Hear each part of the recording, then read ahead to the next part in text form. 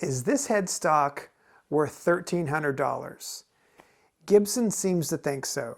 Gibson thinks that if they put an Epiphone logo on this headstock, they can charge you $1,300 for it. This guitar is a 2022 Epiphone inspired by Gibson ES335, and I didn't spend anywhere near $1,300 for it. This is an excellent guitar that rivals many Gibson USAs that I've played. I am going to review this guitar and give you many reasons why you shouldn't be paying $1,300 for an Epiphone.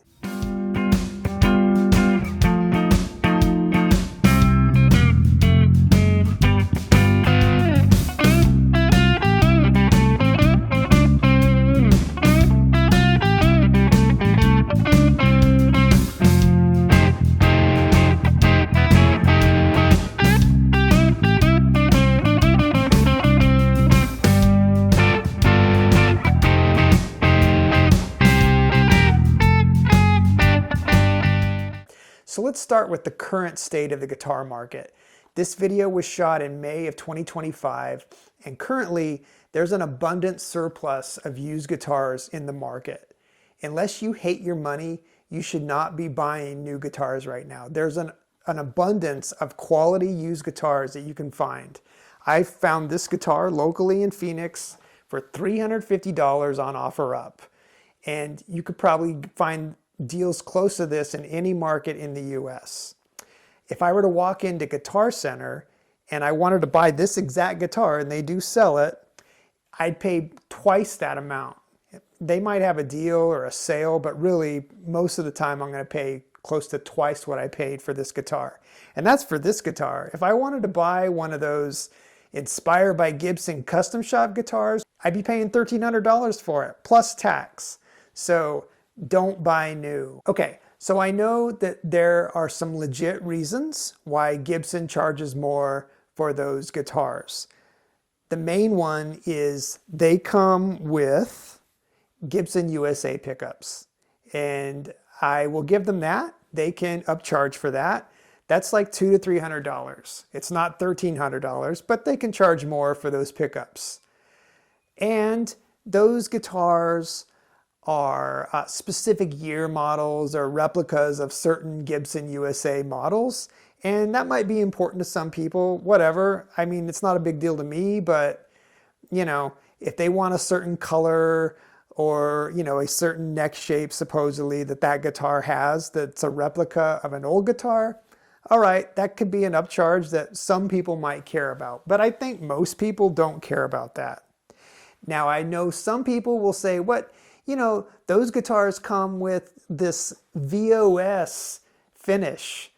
That is not anything special. That is a poly finish. It's not a nitro finish. It's the same paint that's on this guitar. The only difference is that VOS finish is a matte finish. And eventually that's going to gloss up. When you play that guitar and rub your arm against it, it's eventually going to gloss up. It's the same paint as this guitar. It's not going to relic like a Gibson USA. It's going to stay solid like this paint forever. The only thing that's going to happen to that is when you ding that guitar.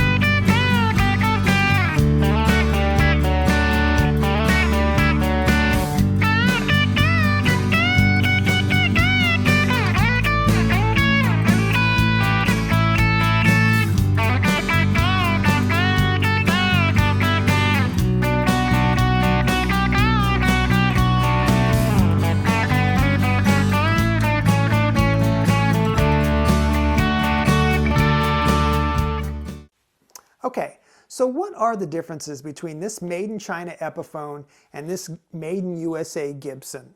Honestly, not much. This guitar is excellent. The build quality is excellent. The playability is excellent. It's awesome. The fit and finish is no problem. It's a great guitar. The binding is perfect. I don't see any problems with this binding. Now, with a made in China guitar, they are going to take shortcuts for sure.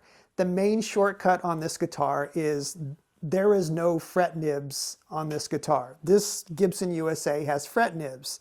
And living in Phoenix, I experience fret sprout on almost all of my guitars. Now, this guitar never has developed fret sprout.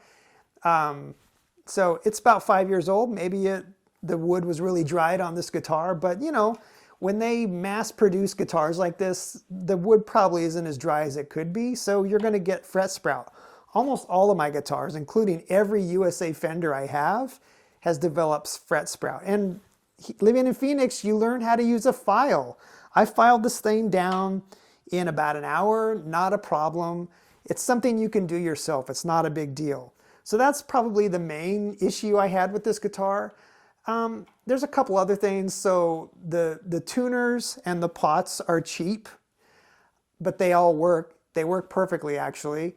These tuners, they feel cheap, but they hold tune. I will probably replace these tuners with locking tuners just because I like locking tuners. It makes changing strings fast. But this pot here has some play in it. And, you know, will it fail in the future? Maybe, I don't know, but it works perfectly now. And, you know, these pickups split. I'll talk about that later. These pickups sound excellent, but all the electronics work perfectly. I'd have no problems with this guitar.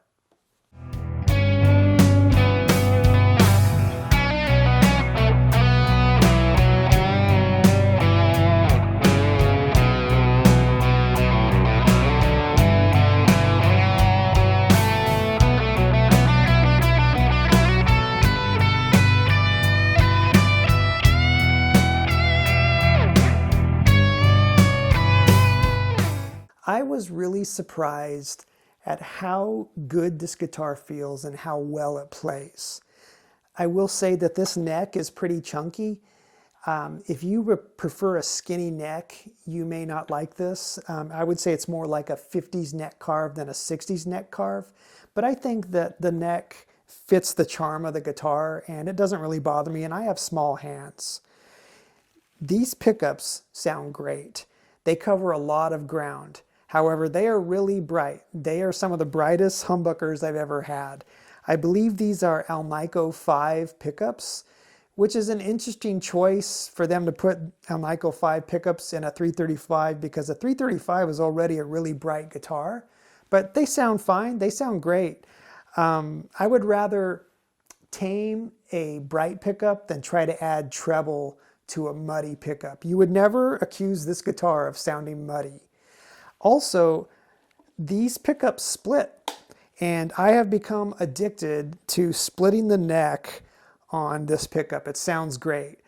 I'm going to include a plain sample here that the outro on the solo you're about to hear is the split neck pickup, and I think it sounds great.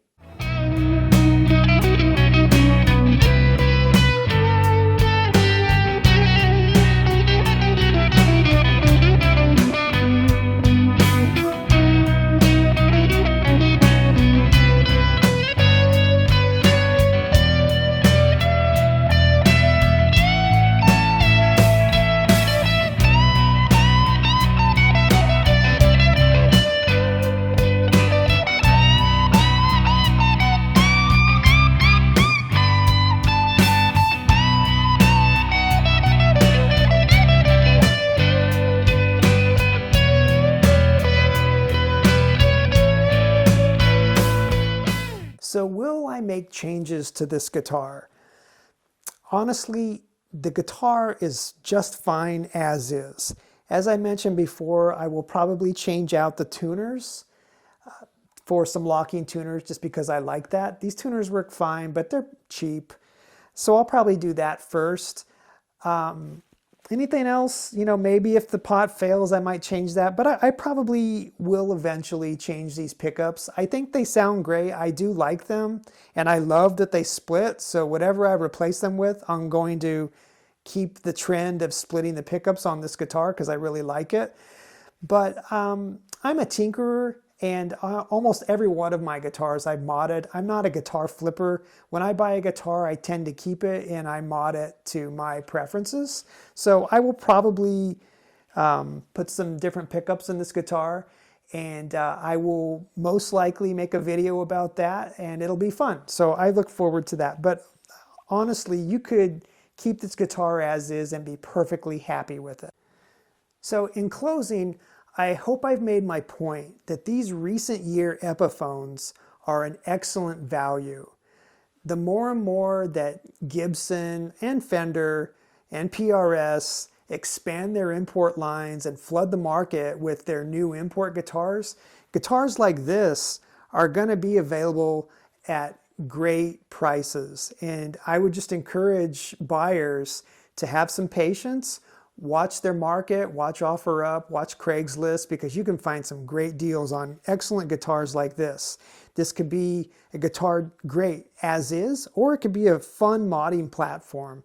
So I hope that I've made those points in this video. I hope you've enjoyed it. And if you made it this far, please consider liking and subscribing to my channel. Thank you.